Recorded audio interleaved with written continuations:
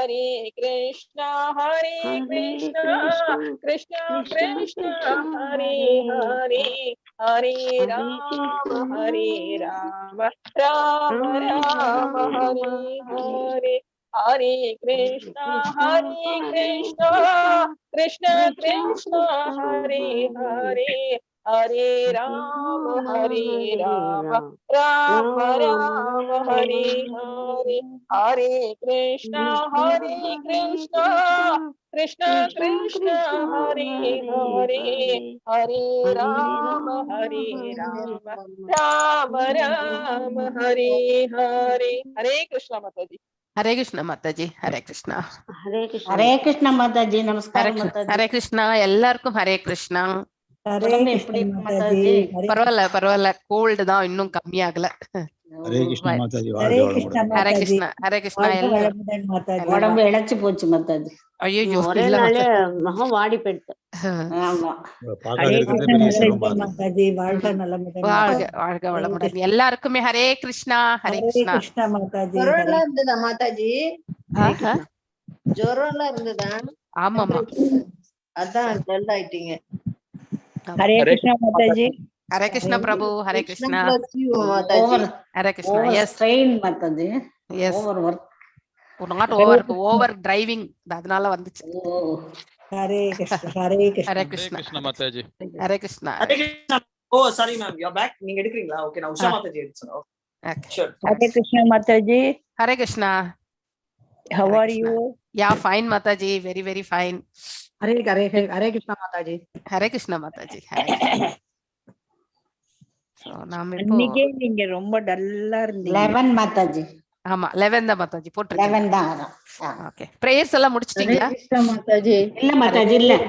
இல்ல மாதாஜி பாட்டு தான் பாடு. ஹரே கிருஷ்ணா மாதாஜி. ஹரே கிருஷ்ணா.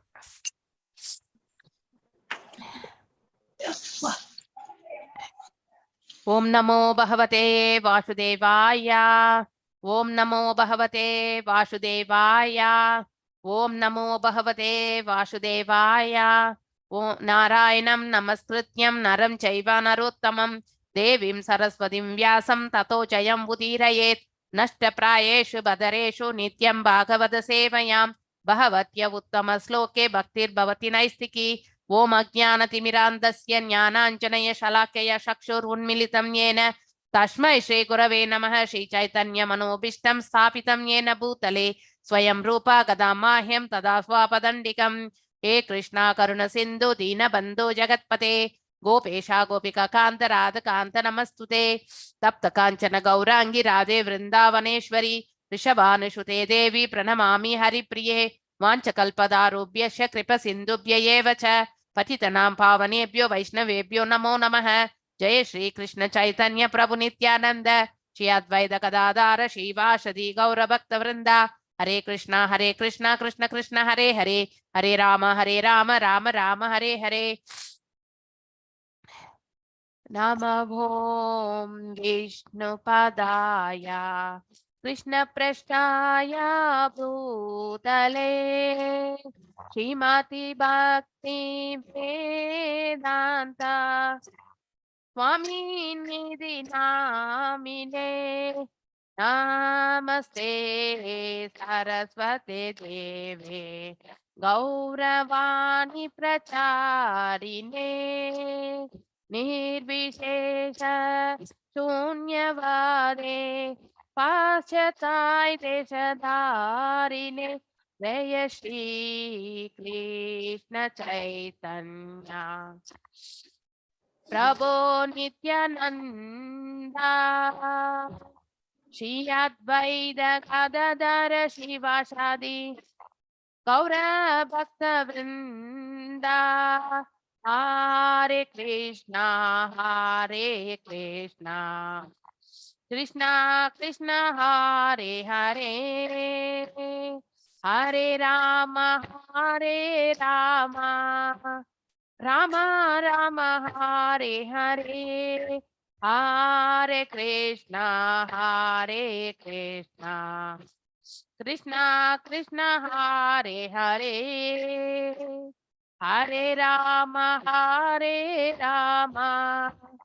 ராம ராம ஹரே ஹரே ஜெய ராதா கோவிந்த ராதா கோவிந்த ராதே ஜெய கௌரநிதாய் கௌரநிதாய் கௌரநிதாய் ஜெய கௌரநிதாய் ஜெய பிரபுபதா பிரபுபதா பிரபுபதா ஜெய பிரபுபதா நித்ய கௌர ஹரி போல் ஹரி போல் ஹரி போல் நித்ய கௌர ஹரி போல் ஹரி போல் ஹரி போல் ஹரி போல் நித்ய கௌர ஹரி போல்.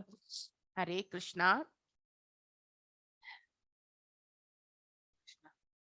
இன்னைக்கு நாம 11வது ஸ்லோகத்தை பார்க்கணும்.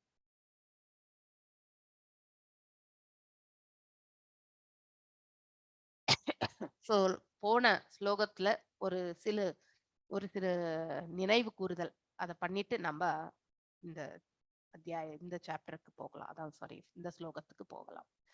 அதாவது பிரபஞ்ச தோற்றத்தை நிர்மாணிக்கும் தொழிலில் ஒப்படைக்கப்பட்டுள்ள எல்லா தேவர்களுக்குள்ளும் பரமாத்மாவாக இருக்கின்றார். யார்? பகவான் இல்லையா?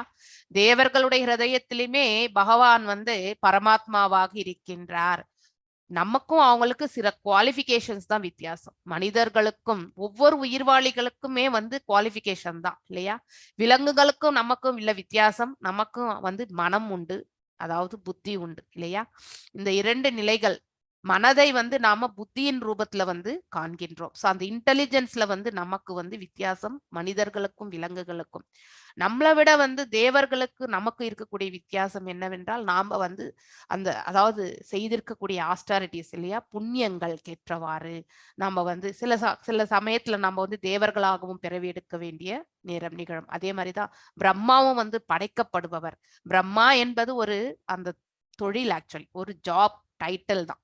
அந்த தொழிலுக்கு யார் பகவான் நிர்ணயிக்கின்றார் என்றால், இந்த மாதிரி நம்மள மாதிரி ஜீவன்கள் இல்லையா, அதாவது மனிதர்களிலே உயர்ந்த நிலையை அடைந்தவர்களும் அத்தகைய நிலைகளுக்கு எல்லாமே வழங்கப்படுகிறார்கள். சோ அதனால அந்த போஸ்ட் இந்திரன் என்பது ஒரு பதவி இல்லையா, அதே மாதிரி ஜெனரல் என்பது ஒரு பதவி என்ற மாதிரி இந்திரன் என்பதும் ஒரு பதவி. தேவ உலகத்திலும் ஒரு பதவி, பிரம்மர் என்பதும் ஒரு பதவி. சோ ஒவ்வொரு பதவிக்குமே எலிவேஷன். சோ இந்த பௌதீக இயற்கையில மட்டும்தான். ஆன்மீக இயற்கையில அவங்க எல்லாருமே நித்தியமா இருக்காங்க இல்லையா. அங்கே சிவபெருமானும் அதான் சதாசிவ லோகத்தில் இருக்கின்றார். வைகுண்டத்துல ஒரு சில பகுதி இல்லையா.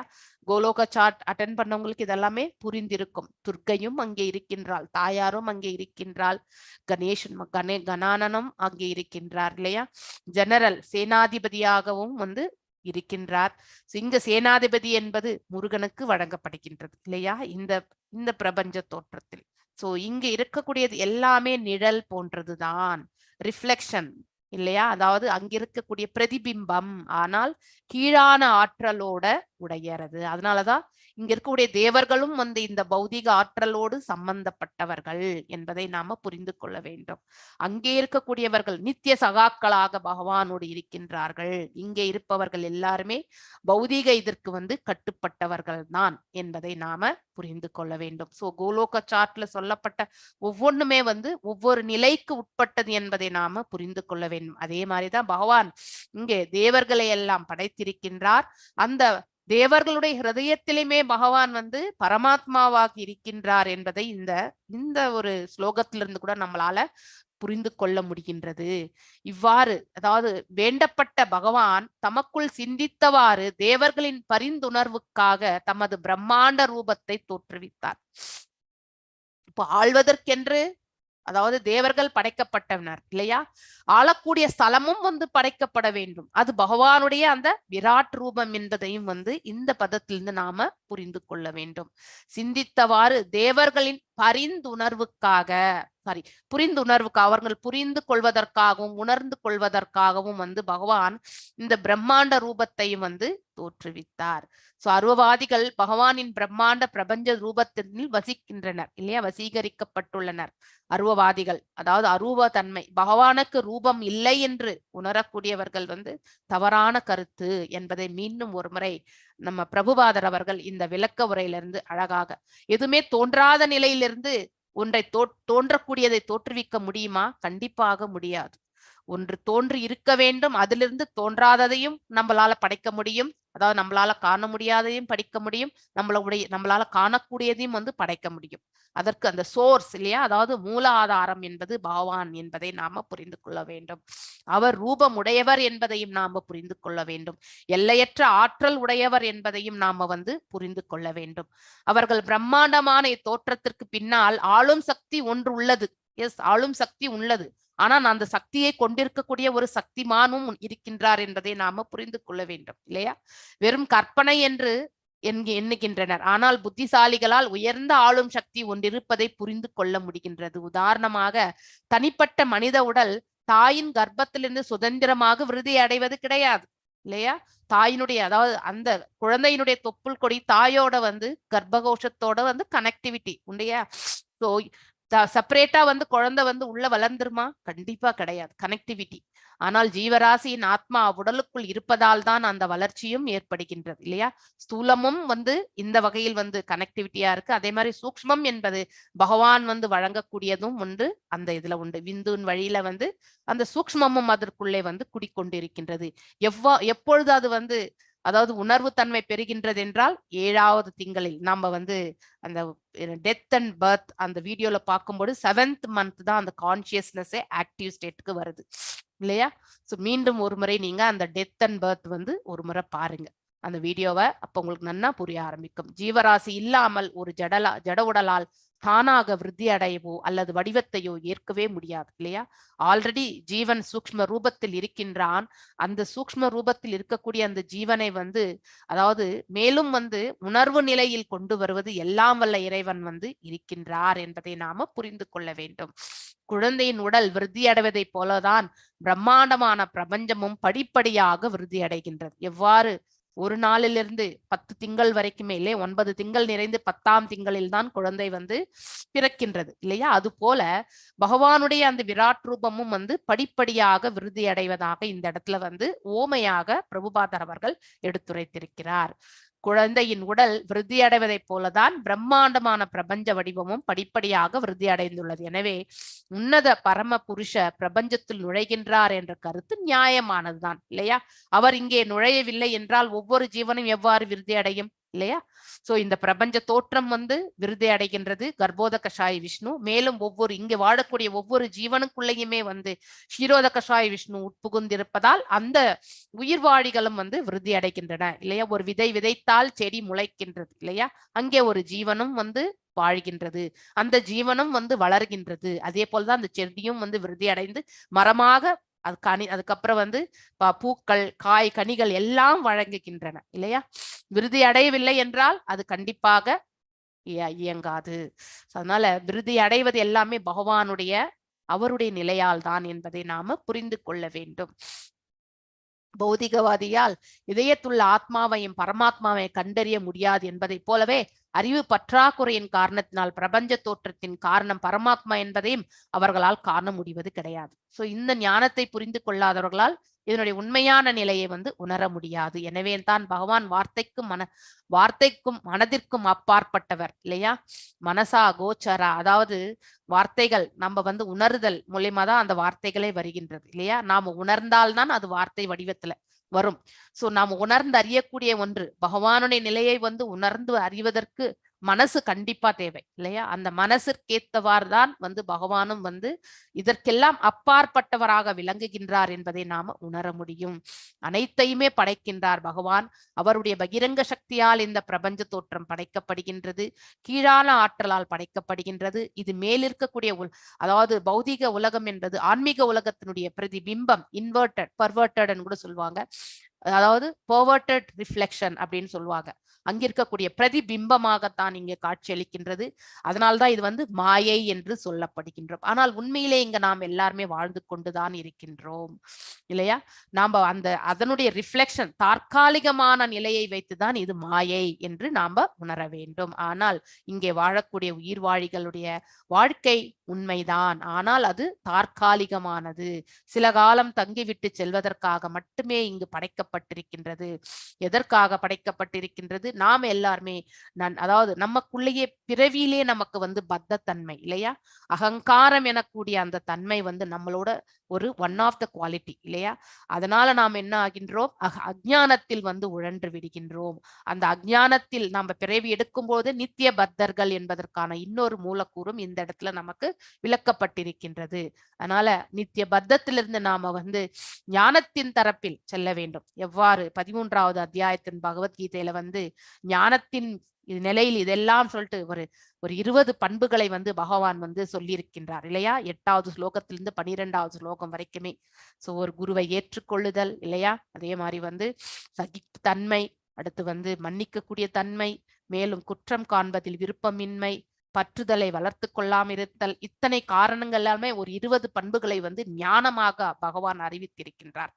அந்த ஞானத்தின் படியில் யாரெல்லாம் வந்து கைப்பற்றுகின்றாரோ இல்லையா, அவர்கள் அஜ்ஞானத்திலிருந்து விலகுவதற்கான மார்க்கத்தை பெறுகிறார்கள். சோ ஞானத்தை நாம உணர வேண்டும். ஞானத்தை உணரும் பொழுது பகவானிடத்தில் பக்தி கொள்ளக்கூடிய அந்த பண்பும் நம்மிடத்தில் மேலோங்கிய தன்மை கிடைக்கும். தூய்மையான பக்தியை பெறுவதற்கான அந்த பாக்கியத்தையும் நாம பெறுகின்றோம். பகவானை பற்றி தெரிந்து கொள்வதற்கு நம்முடைய முயற்சி அவரிடத்தில் பிரேம பக்தி கொள்வதற்கான மார்க்கத்தை நமக்கு வந்து கொடுக்கின்றது. சோ ஆனால் அவ்வளவு சுலபமாக புரிந்து கொள்ளப்பட பகவான் மறுத்து விடுகின்றார் இல்லையா. ஏனென்றால் நாம வந்து இந்த பௌதிகத்தின் இல்லையா மனக்கற்பனையாளர்கள் தங்களுடைய கற்பனைகளுக்கு ஏற்றவாறு அவர்களுடைய உணர்தலை வந்து அவர்கள் மாத்திரம் ஃபாலோ பண்றது கிடையாது, அடுத்தவர்களையும் அந்த வழியில் தான் இட்டு செல்கிறார்கள். அதனால்தான் பகவான் அவர்களுக்கு சுலபமாக புரிந்து கொள்வதற்கு அவர் வந்து வழி கொடுப்பதே கிடையாது. இத்தகைய கற்பனையாளர்களிடம் பகவான் மகத்துவத்தை அளவிடுவதற்கு தகுந்த மனதோ அல்லது வார்த்தைகளோ கிடையாது. சோ பகவான் குறையுடைய தமது புலனர்வுக்கு அப்பாற்பட்டவர், அதோக்ஷதா. அதாவது நமக்கு எல்லாமே வந்து இந்த புலன்கள் எல்லாம் குறையுடையதுதான் இல்லையா. இதுதான் 4 குறைகள் நம்ம படிச்சிருக்கோம் இல்லையா. அதாவது குறையுடைய புலன்கள், அதுக்கப்புறம் தவறு இழைப்பவர்கள் நாம, அடுத்து வந்து ஏமாற்றுக்காரர்கள் நாம, மாயைக்கு உட்பட்டவர்கள் இல்லையா, கற்பனையால நாம் இத்தனையுமே இந்த குவாலிட்டிஸோடு இருக்கக்கூடியவங்க தான் இந்த பிரபஞ்சத்தில் தோற்றுவிக்கப்பட்டிருக்கக்கூடிய மனிதர்கள். சோ மனிதர்களாகிய நாம் அஜ்ஞானத்தில் எப்பொழுது உழண்டு கொண்டிருப்பதற்கு காரணம் இந்த 4 குறைபாடுகள். இதை எப்பொழுது நாம் வென்று ஞானத்தின் தரப்பில் நாம் செல்கின்றோமோ அப்பொழுது பக்தியை வந்து மேன்மையாக ஆற்றக்கூடிய அந்த தன்மையை, அந்த குவாலிஃபிகேஷனை நாம வந்து அடைகிறோம், அந்த தகுதியை நாம் அடைகின்றோம். பகவானின் உன்னத நாமத்தை அல்லது உருவத்தை ஒரு நாள் மன கற்பனையால் தெரிந்து கொள்ள முடியாது. கற்பனை செய்தால் கண்டிப்பாக பிம்பம் வரவே வராது. பக்தி கொண்டால் பகவானே தன்னுடைய ரூபத்தை காட்டி அருள்வார். அங்கே கற்பனையால் நாம வந்து வெறும் பிரகாசத்தையோ இல்லை உருவத்தையோ நிலைநிறுத்த முடியாது. அவரின் திருநாம அதாவது பாதங்களை நாம நினைத்து கொண்டு நாம வந்து பக்தி செலுத்தினோம் என்றால் கண்டிப்பாக ஒரு நாளைக்கு பகவான் தன்னுடைய ரூபத்தை வந்து தரிசனத்தை நமக்கு காட்டி அருள்வார். இது கண்டிப்பாக நடக்கும். ஆனால் நாம வந்து அதற்கான முயற்சியை நாம செய்ய வேண்டும். குறையுடைய புலன்களை கொண்டு அப்படின்னா இந்த பௌதீக புலன்களை வந்து ஆன்மீக புலன்களாக மாற்ற வேண்டும். எதுவரைக்கும் நாம பௌதீகத்தின் மீது லயித்து கொண்டிருக்கின்றோமோ அதுவரைக்கும் நாம வந்து இந்த பிரபஞ்சத்தில் வந்து உழண்டு கொண்டுதான் இருக்க வேண்டும். பௌதீகத்திலிருந்து நாம வந்து அதனுடைய பற்றுதலை நாம தவிர்த்து ஆன்மீகத்தின் தரப்பில் நாம் இட்டு சென்றால் அப்பொழுதும் நாம வந்து பகவானுடைய ரூபத்தை காணக்கூடிய பாக்கியத்தை நாம பெறுகின்றோம். சோ பகவானை பற்றி அறிய முயலும் இத்தகைய திமிர் பிடித்த தத்துவ மேதைகள் கிணற்று தவளுடைய, இதுதான் டாக்டர் ஃப்ராக் எக்ஸாம்பிள் இல்லையா. ஒரு தவளை அதாவது கிணற்றில் இருந்து கொண்டு அதுவே வந்து ஒரு சமுத்திரம் என்று நினைத்துக் கொள்ளுமாம். ஏனென்றால் தான் இருக்கக்கூடிய நிலையில் உயிர்நிலையை அதுவே நிறையவா அதுக்கு தெரியும். அதே மாதிரிதான் பௌதிகவாதி தான் வந்து அனுபவிச்சு கொண்டிருக்கக்கூடிய சுகத்தை வந்து இதுவே வந்து பெரிய பேரின்பம் என்று நினைத்துக் கொள்வான். அது போன்றதுதான் அந்த தவளையை போன்ற உணர்வு தான் இந்த மனிதனுடையதும் என்பதை இந்த இடத்துல வந்து பிரபுபாதர் அவர்கள் விளக்குகிறார். சோ நாம எப்படி இருக்கணும்னாக்கா அந்த தவளை மாதிரி இருக்கக்கூடாது. தவளை எவ்வளவு பெருசா உப்புனாலும் யாரோ ஒருத்தர் சொல்றாங்க இதை விட பெருசு சமுத்திரம் என்று சொன்னும் பொழுது அப்படியா அப்படிங்கிற மாதிரி தன்னோட உடலை அது உப்ப செய்தாலுமே அது வெடித்து அது மரணம் தான் ஏற்படுமே ஒழிய அதனால உண்மையான அந்த சமுத்திரத்தை பற்றி வந்து அதனால வந்து காண முடியாது, அதனுடைய நிலையை உணர முடியாது. அது போன்ற வறண்ட தத்துவவாதிகள் வந்து தான் எவ்வளவுதான் மேன்மையான கற்பனைகளால வந்து பகவானை பற்றி உணரணும்னு நினைச்சா கூட அதனால அவர்களுக்கு எந்த பிரயோஜனமும் இருக்காது. உண்மையான அந்த சமுத்திரம் போன்று இருக்கக்கூடிய, அதாவது அளவிட முடியாத அவருடைய ஞானத்தை பற்றி புரிந்து கொள்வதற்கு ஒரே ஒரு, அதாவது சிறிதளவு அன்புதான், அன்போடு இருக்கக்கூடிய பக்தி தொண்டுதான் அவரை நம்மளால உணர்த்த முடியும். சோ அந்த உன்னதமான மார்க்கத்தை ஏற்றுக்கொண்டவர்களால் வந்து சுலபமாக பகவானை வந்து புரிந்து கொள்ள முடியும். அதற்கு எந்த குவாலிஃபிகேஷனும் தேவையில்லை. டாக்டரோ என்ஜினியரோ அந்த குவாலிஃபிகேஷன் தேவையே கிடையாது. ஒன்லி தூய பக்தி சேவை ஒன்றுதான் முக்கியமானது. அதுதான் இந்த இடத்துல வந்து சொல்லப்பட்டிருக்கு. இது நெல்வயலை உழுபவர்களுடைய ஒரு பட்டமாகும். அதாவது பிளவ், பிஹெச்டின்னா டாக்டர் கிடையாது, அதாவது தத்துவ மேதை கிடையாது, பிளவ் டிபார்ட்மெண்ட் அப்படின்னு இன்னொரு பெயரும் உண்டு என்று இந்த இடத்துல வந்து பிரபுபாதர் அவர்கள் வந்து ரெஃபரன்ஸ் கொடுக்கிறாரு. இந்த நெல்வயலை உழுபவர்களுக்கு இது ஒரு பட்டமாகும். பிரபஞ்ச தோற்றத்தையும் அதற்கு பின்னால் உள்ள காரணத்தையும் அறிந்து கொள்ள, பின்னால் இருக்கக்கூடிய காரணம் யால் எல்லாம் வல்ல இறைவன் இல்லையா, அறிந்து கொள்ள முயலும் நெல் வயலில் உள்ள உழவர்களின் முயற்சியானது பசிபிக் சமுத்திரத்தின் அளவை கணக்கிடும் ஒரு கிணற்று தவளையின் முயற்சிக்கு ஒப்பிடப்பட்டுள்ளது இல்லையா. சோ அதனால நம்ம வந்து தத்துவ மேதைகளை வந்து அவர்களுடைய தத்துவங்களை வச்சுட்டு நம்ம வந்து எதுவுமே பண்ண முடியாது. உண்மையான உணர்தல் என்பது மிக மிக முக்கியமானது. அது இந்த மாதிரி கிணற்று தவளைக்கு சமமாகி விடுகின்றது. அவர்கள் எவ்வளவுதான் ஞானத்தை பெற்றிருந்தாலும், ஞானம் என்றால் அதாவது பகுத்தறியக்கூடிய அந்த சக்தி அவர்கள் பெற்றிருந்தாலும், உண்மையான ஞானத்தின் தரப்பில் அவர்கள் கொண்டிருக்கக்கூடிய, அதாவது அவர்கள் கொண்டிருக்கிற சமர்ப்பணம் என்பது அவர்களிடத்தில் இல்லாத பொழுது பகவான் அவர்களுக்கு கண்டிப்பாக யோகமாயையால் வந்து மறைந்திருக்கின்றார். நமக்கு வந்து மகாமாயை என்னக்கூடிய திரை அந்த பக்கம், அவர்களுக்கு வந்து அதாவது பகவான் வந்து யோகமாயையால் இருக்கும் பொழுது இந்த பக்கம் மகாமாயை, 2 நிலைகள். சோ உயிர்வாழி இந்த மகாமாயையை வந்து கலைந்து பகவான் அவருடைய யோகமாயையிலிருந்து விலக்கி நமக்கு அவருடைய உண்மையான சொரூபத்தை காணக்கூடிய அத்தகைய பிரயத்தனத்தை வந்து ஒவ்வொரு உயிர்வாழியும் மேற்கொள்ள வேண்டும். ரொம்ப ரொம்ப முக்கியமான ஒன்று. பகவானின் அன்பு தொண்டு, உன்னத அன்பு தொண்டில் ஈடுபட்டு பணிவுடன் நடந்து கொள்ளும் ஒரு நபருக்கு மட்டுமே பகவானால் தம்மை வெளிப்படுத்தி கொள்ள முடியும் இல்லையா. பிரபஞ்ச சிருஷ்டிக்குரிய மூலப்பொருட்கள் நம்ம ஆல்ரெடி 23 பண்புகளை படிச்சாச்சு இல்லையா. பகுதி பொருட்களையும் ஆளும் தேவர்கள் பகவானின் வழிகாட்டலுக்காக அவரிடம் வேண்டினர். சோ போன அத்தியாயத்திலிருந்து தொடக்கம் இல்லையா, அதனுடைய நிறைவு இந்த இடத்துல வந்து பகவானும் அவர்களுக்கு இந்த விராட் ரூபத்தை வந்து தோற்றுவிக்கக்கூடிய அந்த நிலையை வந்து ஏற்படுத்துகின்றார். இவ்வாறாக பகவான் அர்ஜுனனின் வேண்டுகோளை கிணங்கி காட்டுருளிய தமது விஸ்வரூபத்தை வந்து அங்கே தோற்றுவித்தார் என்று இந்த பதத்துல நமக்கு தெரிய வருகின்றது. நெக்ஸ்ட் ஸ்லோகம். அத தஸ்யா விதப்தஸ்ய கதிதாய தானனி யஹ நிரபித்யயந்த தேவானாம் தானிமே கதத ஸ்ருணு. பிரியா பாலாஜி மாதாஜி வாசிங்க. ஹரே கிருஷ்ணா. ஹரே கிருஷ்ணா மாதாஜி. எஸ். அத தஸ்யாபிதப்தஸ்ய கதிதாய தனானிஹ நிரபித்யந்த தேவானாம் தானி மே கததஹ ஸ்ருணு. அத எனவே, தஷ்ய அவரது, அபிதப்தஸ்ய அவரது சிந்தனைக்கேற்ப, கதிதா எத்தனை, ஆயதனானி உருவங்கள், அங்கிருந்த, நிரபித்யந்த பிரிக்கப்பட்ட பாகங்களால், தேவானாம் தேவர்களின், தானி அவ்வெல்லா, மே கததஹ என்னால் விவரிக்கப்படுவதை, ஸ்ருணு கேளும். மொழிபெயர்ப்பு.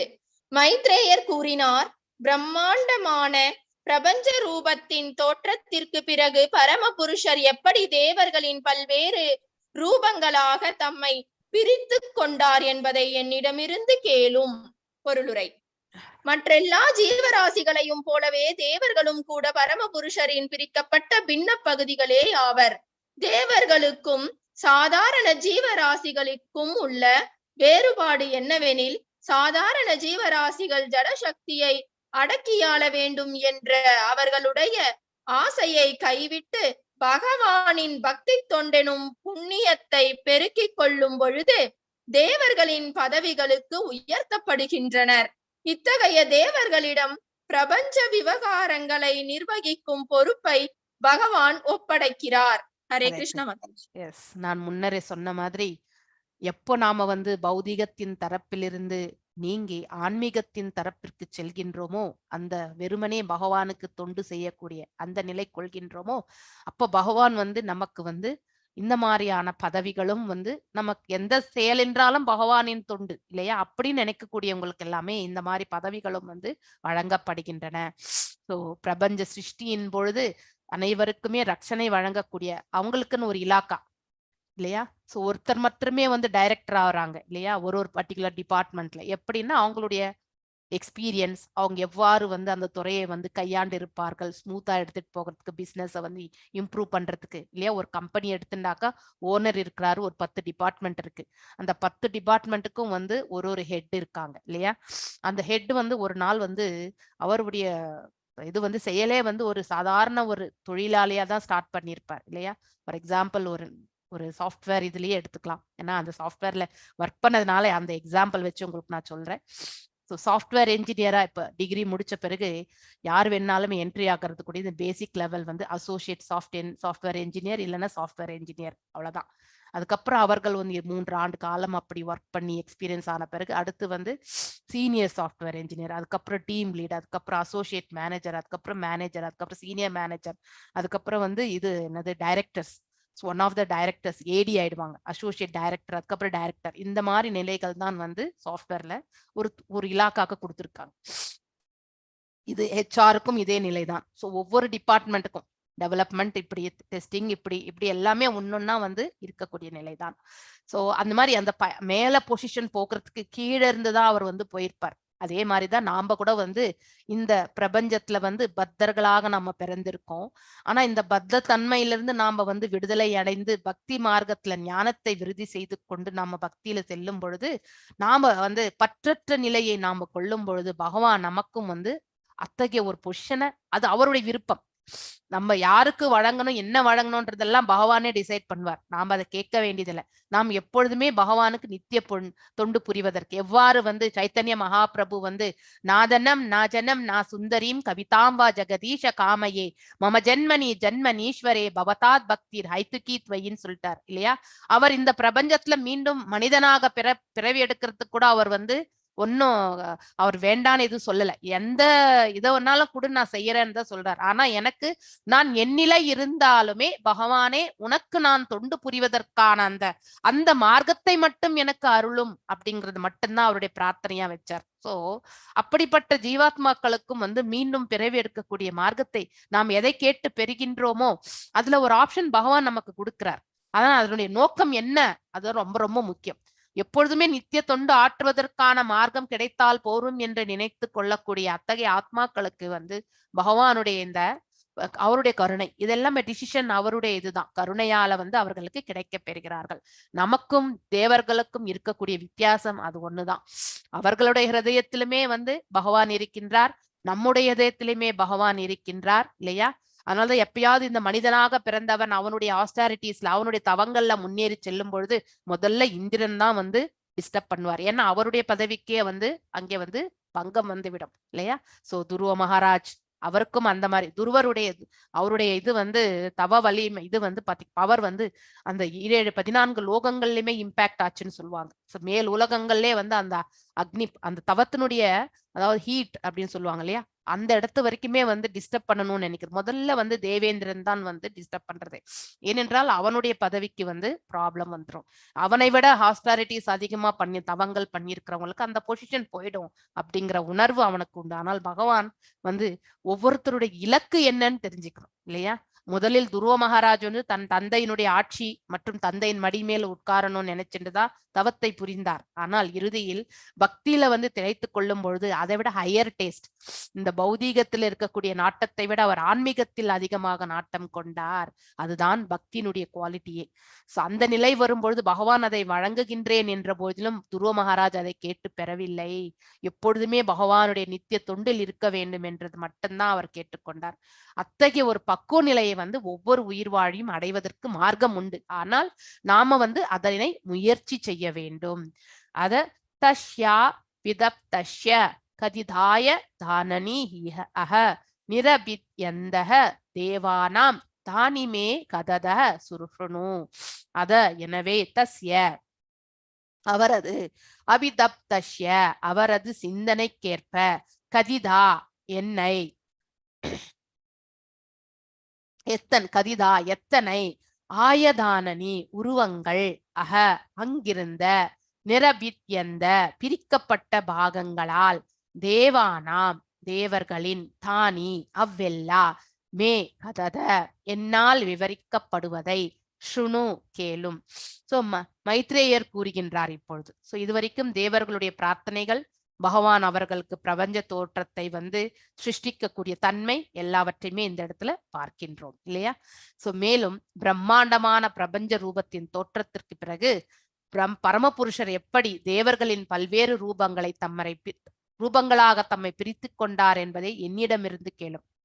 சோ பகவானிலிருந்து தோன்றியவர்கள் இல்லையா தேவர்கள். முதல் ஜீவாத்மா அதாவது பிரம்மா இல்லையா. சோ மற்ற எல்லா ஜீவராசிகளை போலவே தேவர்கள் கூட பரமபுருஷரில் பிரிக்கப்பட்ட பின்ன பகுதிகளே ஆவர். தேவர்களும் சாதாரண ஜீவராசிகளும் உள்ள வேறுபாடு என்னவெனில், சாதாரண ஜீவராசிகள் ஜடசக்தியை அடக்கியாள வேண்டும் என்ற அவர்களுடைய ஆசைகளை கைவிட்டு பகவானின் பக்தி தொண்டெனும் புண்ணியத்தை பெருக்கிக் கொள்ளும் பொழுது தேவர்களின் பதவிகளுக்கு உயர்த்தப்படுகின்றனர். So the qualification to become a devata இதுதான். எப்பொழுது நாம் இந்த பிரபஞ்சத்தினுடைய இருக்கக்கூடிய ஆசைகளை நாம விட்டுட்டு வெறுமனே தூய பக்தி சேவை செய்யணும்னு நினைக்கிறோமோ, அப்போ பகவான் நமக்கு த ஹையஸ்ட் நெக்ஸ்ட் லெவலுக்கான அந்த பதவி நமக்கு கிடைக்க பெறுகின்றது. சோ இத்தகைய தேவர்களிடம் பிரபஞ்ச விவகாரங்களை நிர்வகிக்கும் பொறுப்பை பகவான் ஒப்படைக்கின்றார் இல்லையா. அப்பதான் அங்க ஹானஸ்டி இருக்கும் இல்லையா. சோ நேர்மையான முறையில் ஆளக்கூடிய தன்மை இருக்கும். அதற்காக தான் நமக்கு அதன் மேல ஈடுபாடு இருந்தா கண்டிப்பா நம்ம அதுல பாகுபாடுதான் காண்போம். இது நம்ம ஜென்ரலா இந்த பௌதிக பண்பிலே பார்த்தா கூட அது இது உண்டு. பாகுபாடு எதன் மீது நமக்கு அதிகமாக நாட்டம் இருக்கின்றதோ அதன் மீது நமக்கு பாரபட்சத்தை காட்டக்கூடிய அந்த மனசு இருக்கும். அதனாலதான் நாட்டம் என்பது ஆன்மீகத்துல மட்டும்தான் நம்ம வச்சுக்கணும். பௌதிகத்துல வச்சுண்டா அந்த இடத்துல நாம பாவத்தை இழைக்கக்கூடிய அந்த குவாலிஃபிகேஷனை வந்துருது நமக்கு. சோ நம்ம பற்றுதல் அதிகம் கொள்ள கொள்ள தவறு இழைக்க ஆரம்பிக்கின்றோம். தவறால் நமக்கு பாவங்களும் சேருகின்றது. அதனால ஆன்மீகத்தின் தரப்பில் நம்முடைய அதாவது பற்றை நாம மடைமாற்றி கொள்ள வேண்டும் பௌதிகத்தின் தரப்பிலிருந்து. ஏனென்றால் ஆசையை நம்மளால விட முடியாது. ஆசையை நாம வேறு ரூபத்தில் மாற்றி அமைத்து கொள்ள வேண்டும். நெக்ஸ்ட் ஸ்லோகம் ஜெய்சி கண்ணன் மாதாஜி நீங்க வாசிங்க. தஸ்யாக்னிர் ஆஷ்யாம் நிர்பின்னம் லோகபாலோ அசவித் பதம் வாஷா ஸ்வாம்சேன வக்தவ்யம் யயாஷௌ பிரதிபத்யதே. எஸ் வாசிங்க. हरे कृष्ण माताजी. हरे कृष्ण माताजी. तस्याग्निर्हास्यं निर्भिन्नं लोकबालो अविचत्पदं वाचा स्वांसेन वक्तव्यं ययासौ प्रतिपद्यते. तस्य அவரது அக்னிஹி நெருப்பு, ஆஸ்யம் வாய், நிர்பின்னம் இவ்வாறு பிரிக்கப்பட்ட லோகபால பிரபஞ்ச நிர்வாகிகள் அவிச்சத் புகுந்தனர். பதம் அவரவர் நிலைகளில், வாச்சா வார்த்தைகளால், ஸ்வ அம்சேன ஒருவரது சுய அம்சத்தினால், வக்தவ்யம் பேச்சுக்கள், யயா எதனால், அச்சௌ அவர்கள், பிரதிபத்தியதே விவரிக்கின்றனர். மொழிபெயர்ப்பு. அக்னி உஷ்ணம் அவரது வாயிலிருந்து பிரிந்தது. எல்லா பிரபஞ்ச நிர்வாகிகளும் அவரவர் நிலைகளில் அதற்குள் பிரவேசித்தனர். அந்த சக்தியை கொண்டுதான் ஜீவராசி தன்னை வார்த்தைகளால் விவரிக்கின்றான். பொருளுரை. பகவானுடைய பிரம்மாண்டமான பிரபஞ்ச ரூபத்தின் வாய்தான் பேசும் சக்தியின் பிறப்பிடமாகும். இச்சக்திக்கு அக்னி தேவன் அதிபதி ஆவார். ஆதி தெய்வ பேச்சுக்கள் ஆத்தியாத்மம் அல்லது உடலின் இயக்கங்கள் எனப்படுகின்றன. மேலும் பேசப்படும் விஷயம் பௌதீக உற்பத்தி அல்லது ஆதிபூத கொள்கை எனப்படுகிறது. ஹரே கிருஷ்ணா. ஹரே கிருஷ்ணா மாதாஜி. ரொம்ப அற்புதமான பொருளுரை, நிறைய கருத்துக்கள் இதுல. தஸ்யாக்னிர் ஆஷ்யம் நிர்பின்னம் லோகபாலோ அசவித் பதம் வாஷா ஸ்வாம்சேன வக்தவ்யம் யயாஷௌ பிரதிபத்யதே. அதாவது தஷ்ய அவரது, அக்னி நெருப்பு, ஆஷ்யம் வாய், நிர்பின்னம் இவ்வாறு பிரிக்கப்பட்ட, லோகபால பிரபஞ்ச நிர்வாகிகள், அவிசத் புகுந்தனர். பதம் அவரவர் நிலைகளில், வாச்சா வார்த்தைகளால், ஸ்வ அம்சேன ஒருவரது சுய அம்சத்தினால், வக்தவ்யம் பேச்சுக்கள், யயா எதனால், அசௌ அவர்கள், பிரதிபத்தியதே விவரிக்கின்றனர். சோ அக்னி உஷ்ணம் அவரது வாயிலிருந்து பிரிந்தது. சோ தேவர்கள் எல்லாம் பகவானிலிருந்து படைக்கப்படுகின்றனர். இது போன ஸ்லோகத்துல நம்ம பார்த்தோம் இல்லையா?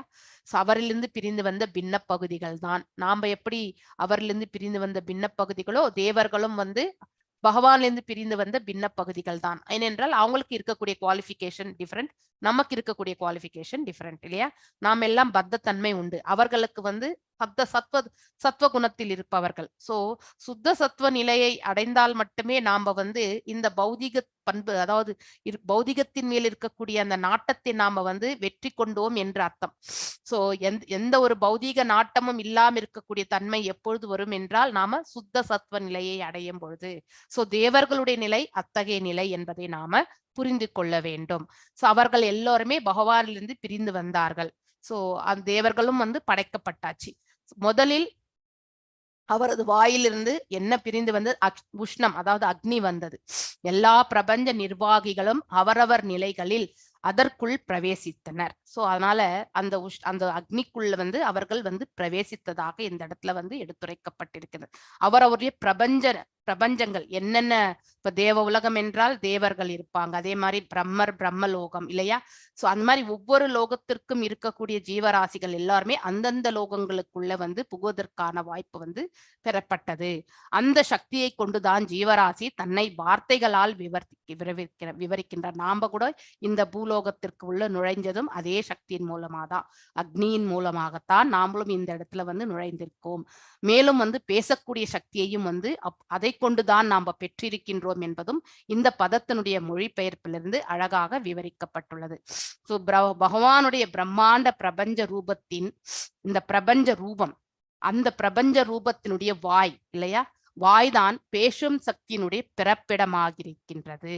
சோ பேசும் சக்தி எங்கிருந்து வருகின்றது என்றால் இந்த விராட் ரூபத்தினுடைய, அதாவது வாய், அந்த வாய் பகுதியிலிருந்து தான் வந்து பேசக்கூடிய சக்தி வந்து ஜீவராசிகளுக்கு வந்து வழங்கப்பட்டிருக்கின்றது.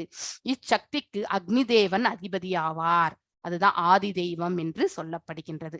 எல்லா தேவர்களுமே ஆதி தெய்வத்திற்குள்ளதான் வருவார்கள். ஆனா இந்த இடத்துல அக்னி தேவன் என்பதால் அவரை வந்து அந்த நிலைக்கு வந்து ஒப்பிடப்பட்டுள்ளது.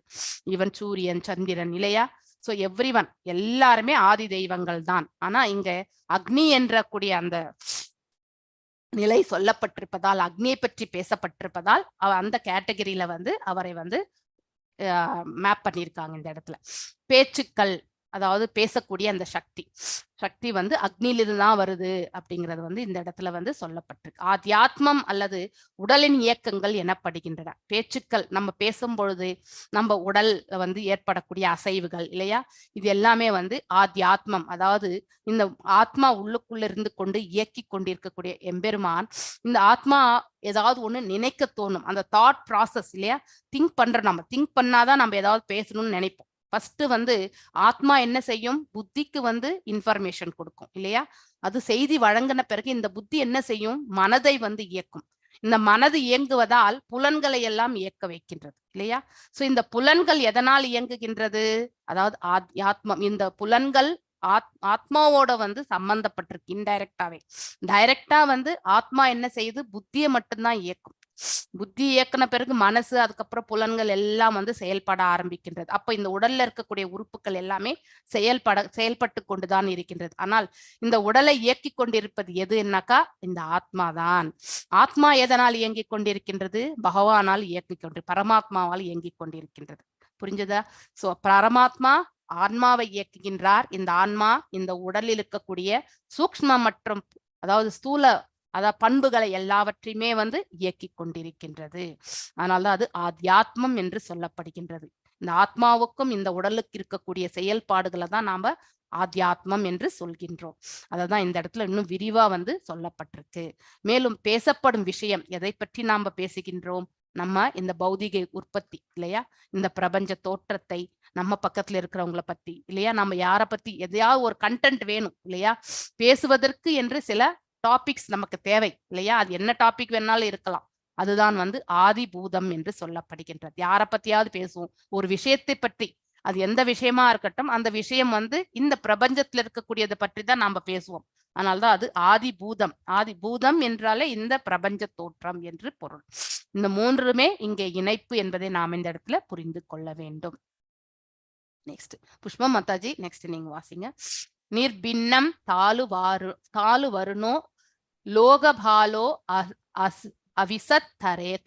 அவிசத்தரே ஜிஹ்வாயாம் ஏஷன சாரஷம் யயாஷௌ பிரதிபத்யதே. எஸ், வாசிங்க மாதாஜி. ஹரே கிருஷ்ண மாதாஜி. ஹரே கிருஷ்ண மாதாஜி. பின்னம் தாலு வருணோ லோகபாலோ அவிசத்தரே ஜிஹ்வயாம் சேனச ரசம் யயாச பிரதிபத்யதே. நிர்பின்னம் பிரிக்கப்பட்ட, தாலு மேல்வாய், வருண காற்று தேவன், லோகபாலகர்கள், அவிசத் புகுந்தார், ஹரே பகவானின், திக்வயா அம்சேன நாக்கு பகுதியுடன், ச மேலும், ரசம் சுவைகள், யயா எதனால், அசௌ ஜீவராசி, பிரதிபத்தியதே தெரிவிக்கிறான். மொழிபெயர்ப்பு. பிரம்மாண்ட ரூபத்தின் மேல்வாய் தனியாக தோற்றுவிக்கப்பட்ட பொழுது பிரபஞ்ச அமைப்புகளின் காற்று தேவனான வருணன் அதற்குள் புகுந்தார். இவ்வாறாக தன் நாவினால் அனைத்தையும் சுவைக்கக்கூடிய வசதி ஜீவராசிக்கு ஏற்பட்டது. ஹரே கிருஷ்ணா. ஹரே கிருஷ்ணா. சோ இப்போ நெக்ஸ்ட் ஃபர்ஸ்ட் வந்து அக்னி பேசக்கூடிய தன்மையை கொடுத்தது. இப்ப நெக்ஸ்ட் வந்து இப்போ வருணன் என்ன சொல்ல போறார் என்பது நம்ம பார்க்கிறோம். சுவை, டேஸ்ட். அந்த டேஸ்ட் வந்து நமக்கு ஏற்படுத்தக்கூடிய நிலையை வந்து நீரினுடைய சுவை நீரிலிருந்து தான் நம்ம சுவையே தெரிஞ்சுக்கிறோம் இல்லையா? ஸோ படிச்சதுதான், பட் எல்லாமே எவ்வளவு இன்டர் ரிலேட்டடா இருக்குன்றத நம்ம பார்க்கணும் இல்லையா? நீரிலிருந்து தான் நம்ம சுவை, நீரின் சுவை நான் அப்படிங்கறது வந்து பகவான் வந்து பகவத்கீதையிலே ஆல்ரெடி 7வது அத்தியாயத்துல சொல்லியிருக்கார் இல்லையா? நீரினுடைய சுவை அப்படிங்கிறது. சோ நீரிலிருந்து தான் சுவை வருகின்றது என்பதை மேலும் இந்த இடத்துல ஊர்ஜிதப்படுத்தப்படுகின்றது. நிர்பின்னம் தாலு வருணோ லோகபாலோ அவிசத்தரே ஜிஹ்வயாம் ஷேன ச ரஷம் யாயஷௌ பிரதிபத்யதே. நிர்பின்னம் பிரிக்கப்பட்ட, அதாவது நம்ம பகவானிடமிருந்து பிரிக்கப்பட்ட ஜடசக்திகள் இல்லையா? சோ பஞ்சமகாபூதங்கள் அதுல உண்டு. ஃபர்ஸ்ட் அக்னி ஆயிடுச்சு, இப்ப வந்து நம்ம வந்து வருணனை பார்க்கின்றோம். தாலு. ஸோ ஒவ்வொன்றுத்தையுமே நம்ம வந்து இந்த இடத்துல வந்து விவரிச்சுட்டே வராரு. ஸோ யாரு நம்ம மைத்ரேய ரிஷி, அதை நம்ம பார்க்கலாம். தாலு மேல்வாய், அடுத்து வருணா காற்று தேவன், வருணா லோகபாலக காற்று இல்ல, வருணா என்றால் வருணன் என்றால் வந்து நீர். ஐ திங்க் என்ன மிஸ்டேக், மழைக்கு அதிபதி வருணன். ஆமா, மழை இங்க காற்றுன்னு போட்டிருக்கு, காற்று கிடையாது, நீர் தான் இது. லோகபாலக இங்கிலீஷ்ல ரெஃபரன்ஸ் பண்ணா பாத்துக்கலாம். உஷா மாதாஜி கொஞ்சம் பேரலா பாத்துருங்க. லோகபாலகர்கள், அவிச்சத் புகுந்தனர், அரே பகவானின், ஜிவ்வயா அம்சேன நாக்கு பகுதியுடன், சா மேலும், ரசம் சுவைகள், யயா எதனால், அசௌ ஜீவராசி, பிரதிபத்தியதே தெரிவிக்கிறான். சோ பிரம்மாண்ட ரூபத்தின் மேல்வாய், அதாவது பகவானுடைய அந்த விராட் ரூபத்தினுடைய மேல்வாய் தனியாக தோற்றுவிக்கப்பட்ட பொழுது பிரபஞ்ச அமைப்புகளின் காற்று தேவன் கிடையாது, இது காற்றுக்கு வந்து வாயு. சோ இந்த இடத்துல நம்ம have to check in. காற்று கிடையாது, காற்று தேவனான, அதாவது நம்ம வந்து வாயுதான், மழை தேவன் வரணும்.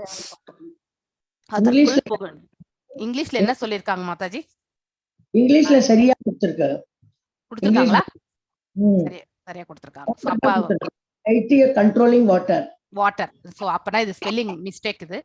சோ இங்க வந்து மழை தேவன் வருணன் தான். ஓகே, சோ அதற்குள் புகுந்தார். இவ்வாறாக தன் நாவினால் அனைத்தும் சுவைக்கக்கூடிய வசதி ஜீவராசிக்கு ஏற்பட்டது. சோ ஏன்னா நீரிலிருந்து தான் சுவை தோன்றியது என்பதை நாம, நீரில் இருக்கக்கூடிய சுவை நான் தான் என்றது பகவான் ஆல்ரெடி சொல்லியிருக்கார் பகவத்கீதையில 7வது அத்தியாயத்துல. அதனால நீரிலிருந்து தான் சுவை தோற்றுவிக்கப்பட்டது என்பதை நாமும் இந்த பதத்திலிருந்து நாம பார்க்கின்றோம். எஸ், நெக்ஸ்ட் ஸ்லோகம் பிரேம மாதாஜி வாசிச்சிருங்க.